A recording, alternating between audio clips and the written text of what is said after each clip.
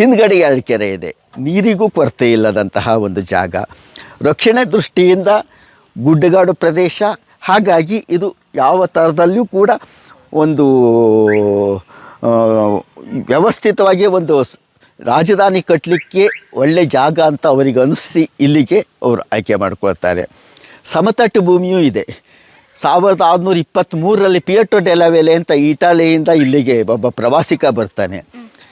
ಅವನು ಬಂದು ಬರೀತಾನೆ, ಸಮತಟ್ಟಾಗಿದೆ, ಗುಡ್ಡಗಾಡಿಂದ ಕೂಡಿದೆ, ಉದ್ಯಾನವನಗಳಿಂದ ಕೂಡಿರುವಂತಹ ಸುಂದರವಾದಂತಹ ನಗರ, ವಿಶಾಲವಾದ ರಸ್ತೆ, 150 ಅಡಿ ಅಗಲದ ವಿಶಾಲ ರಸ್ತೆಯನ್ನು ಕಾಣೋದಕ್ಕೆ ಕೇಳಿದೆಯಲ್ಲಿ ಅಂದರೆ ಅಷ್ಟು ಸುಸಜ್ಜಿತವಾಗಿ ನಿರ್ಮಾಣಗೊಂಡಂತಹ ಒಂದು ನಗರ ಇಕ್ಕೇರಿ ಆಗಿತ್ತು ಹೇಳುವಂತಹದ್ದು ಪ್ರವಾಸಿಗರು ಬರೆದಿರುವಂತಹದ್ದನ್ನು ನಾವು ನೋಡ್ತೇವೆ. ಇಕ್ಕೇರಿ ಒಂದು ರಾಜಧಾನಿ ಆದರೆ ಎಷ್ಟು ಜನಸಂಖ್ಯೆ ಇತ್ತು? ಜನಸಂಖ್ಯೆ ಅದು ನಮಗೆ ಅದರ ಅಧಿಕೃತ ಮಾಹಿತಿ ಸಿಗೋದಿಲ್ಲ.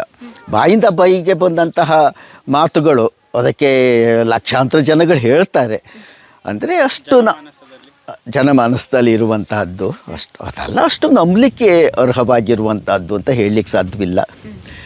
ಇಲ್ಲಿಯ ಮುಖ್ಯ ವಾಣಿಜ್ಯಗಳು ಚೆನ್ನಾಗಿ ನಡೀತಿತ್ತು. ವಿಜಯನಗರದ ನಂತರ ವಿಜಯನಗರದ ಜವಾಬ್ದಾರಿ ಕೆಳದಿಗೆ ಬಿತ್ತು.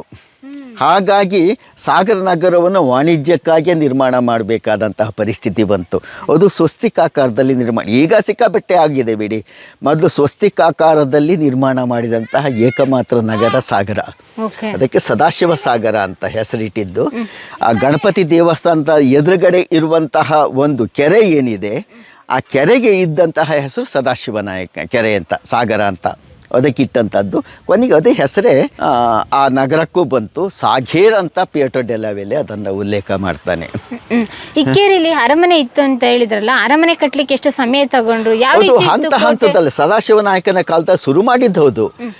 ಅದು ಹಂತ ಹಂತದಲ್ಲಿ ಡೆವಲಪ್ ಆಗ್ತಾ ಬಂತು. ವೆಂಕಟಪ್ಪ ನಾಯಕನ ತನಕನೂ ಅದು ಬಂತು. ಎಷ್ಟು ವರ್ಷ ಅಂತ ಹೇಳಲಿಕ್ಕೆ ಆಗೋದಿಲ್ಲ. ಅಂದರೆ ಅದಕ್ಕೆ ವಿಸ್ತಾರ ಆಗ್ತಾ ಬಂತು. ಅಂದರೆ ನಾವು ಮೈಸೂರಿನ ಅರಮನೆಯನ್ನು ಕಲ್ಪನೆ ಮಾಡ್ಕೊಂಡು ಕೆಳದಿ ಅರಮನೆಯನ್ನು ಊಹಿಸ್ಲಿಕ್ಕೆ ಬರೋದಿಲ್ಲ. ಪಕ್ಕ ಮಲೆನಾಡಿನ ಮಣ್ಣು, ಹೆಚ್ಚಾಗಿ ಮಣ್ಣುಗೋಡಿಯೂ ಇದ್ವು, ಕಲ್ಲುಗೋಡಿಯೂ ಇದ್ವು. ಹಂಚನ್ನು ಹಾಕಿ ಮಾಡಿದಂತಹ ಒಂದು ಒಂದು ಒಂದು ಹೆಚ್ಚು ಮರವನ್ನು ಬಳಸಿದ್ರು ಅಂತ. ಅಂದಾಜು ಎಷ್ಟು ಎಕರೆ ಇತ್ತು ಅರಮನೆ? ಅರಮನೆ ಅಂತಂದರೆ ಇಡೀ ಕೋಟೆ ಸಾಮಾನ್ಯ ಒಂದು 30 ಎಕರೆ ಇದೆ. ಹೌದಾ? 30 ಎಕರೆ ವಿಸ್ತೀರ್ಣ, ಅಥವಾ 30ಕ್ಕೂ ಜಾಸ್ತಿ ಇದೆ. ಹಳ್ಳಿ ಇವಾಗ ಇಲ್ಲ ಹಳ್ಳಿ ಬರೋದಿಲ್ಲ. ಅದು ಅದೀಗ ಒಂಥರ